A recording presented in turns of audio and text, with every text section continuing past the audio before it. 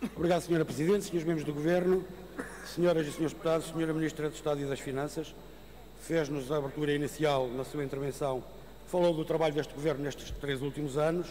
Eu acho que aquilo que a Sra. Ministra disse nada tem a ver com o nosso país e aquilo que eu propunha é que descêssemos à terra e agora víssemos de facto as obras do Governo PSD-CDS. Já lá vamos, Sr. Deputado. Acalme-se lá.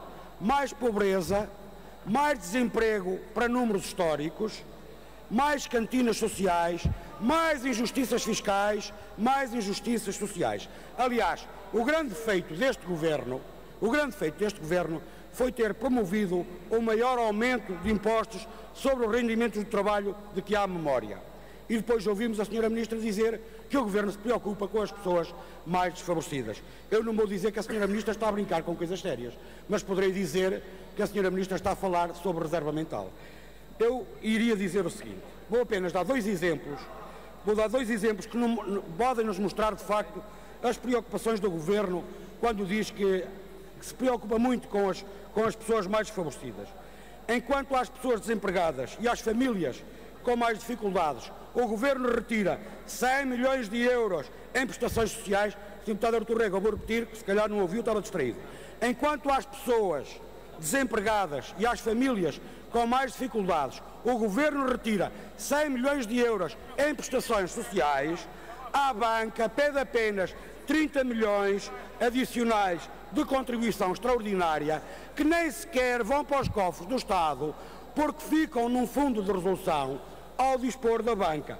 E depois ouvimos a Sra. Ministra das Finanças dizer que o Governo se preocupa muito com as pessoas mais desfavorecidas. Segundo exemplo, o Governo mantém a sobretaxa de IRS para quem trabalha e baixa de novo o IRC para as grandes empresas. Sra. Ministra, os números mostram que em 2014 os trabalhadores e pensionistas vão pagar mais 3.777 milhões de euros em IRS do que no ano anterior e as empresas vão pagar menos 583 milhões de euros por causa da baixa do IRC. Mesmo assim, a primeira baixa. Mesmo assim, para 2015, o Governo mantém a brutal carga fiscal em sede de IRS para as famílias e volta a descer a taxa de IRC para as grandes empresas. O Governo favorece assim os lucros das grandes empresas em vez de aliviar a carga fiscal que pesa sobre a generalidade das famílias portuguesas. Feitas as contas, em 2015 as famílias vão pagar mais 2.000 milhões de euros de impostos do que este ano e as grandes empresas, com a diminuição da taxa do IRC, a segunda, vão pagar menos 800 milhões de euros ao Estado. E depois ouvimos a Sra. Ministra dizer que o Governo tem mais preocupação com as pessoas mais desfavorecidas. O Governo tem tanta preocupação com as pessoas mais desfavorecidas que as escolas até se sentem na necessidade de abrir as suas cantinas durante o período de Natal para matar a fome às famílias dos alunos. Ou seja, o Governo com as suas políticas cria alunos e depois mata a fome com cantinas sociais.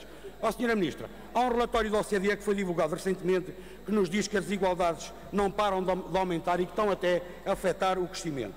Os 10% mais ricos em Portugal ganham 9,9 vezes mais que os outros 90%.